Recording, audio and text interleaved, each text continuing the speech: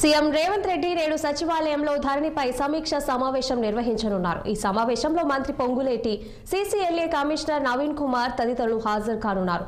జిల్లాల కలెక్టర్లు, రెవెన్యూ అధికారులతో నేరుగా వీడియో కాన్ఫరెన్స్ ద్వారా ధరణిలో ఉన్న పెండింగ్ దరఖాస్తుల పరిష్కారంపై ఈ కమిటీలో చర్చించనున్నారు. మంత్రి పొంగులేటి శ్రీనివాస్ రెడ్డితో కమిటీ నివేదిక అందజేశారు.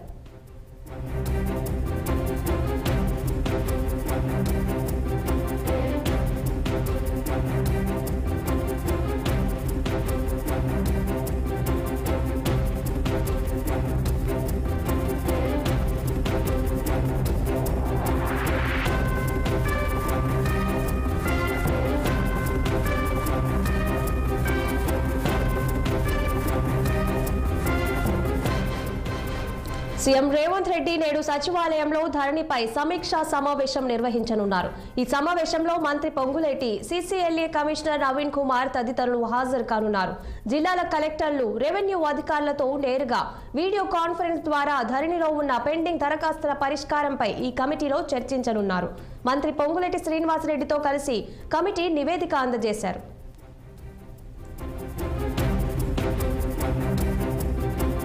దీనిపై మరింత సమాచారం మా పొలిటికల్ బ్యూరో చీఫ్ రామ్ అందించేందుకు సిద్ధంగా ఉన్నారు. రామ్, చెప్పండి, అప్డేట్స్ ఏంటి? Good morning Sahana. ఇవాళ మధ్యాహ్నం 2 గంటలకు రాష్ట్ర సచివాలయంలో ముఖ్యమంత్రి రేవంత్ రెడ్డి ధరణి పోర్టల్ పై సమీక్ష సమావేశం నిర్వహించనున్నారు.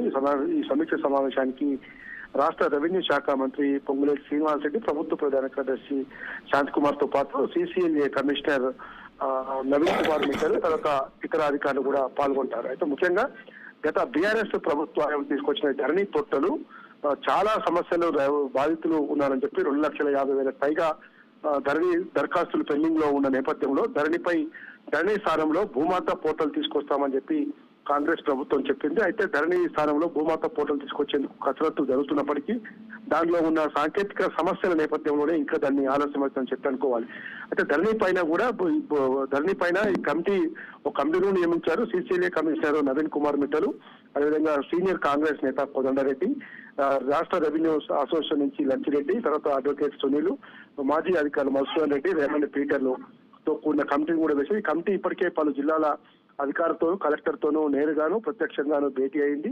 అదేవిధంగా stamps and registration, Waqf land, ఇతర భూముల అధికారులతో కూడా సమావేశం అయిన ఈ కమిటీ మధ్యలో పొంగులేటి శ్రీనివాస్ రెడ్డి, రాష్ట్ర రెవెన్యూ శాఖ మంత్రి పొంగులేటి శ్రీనివాస్ రెడ్డితో కూడా భేటీ అయి నివేదిక కూడా అందజేసింది. అయితే కమిటీ సీఎం రేవంత్ రెడ్డితో భేటీ అయి నివేదిక అందజేసినప్పటికీ దానికి పైన ఇంకా కొన్ని సమస్యలు, అవాంతరాలు ఉన్న నేపథ్యంలో తాజాగా వాళ్ళ ముఖ్యమంత్రి రేవంత్ రెడ్డి ఈ సమావేశంలో చాలా కీలక నిర్ణయం తీసుకునే అవకాశం ఉంది.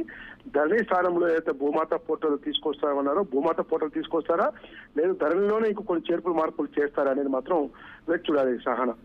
Okay, thank you Ram.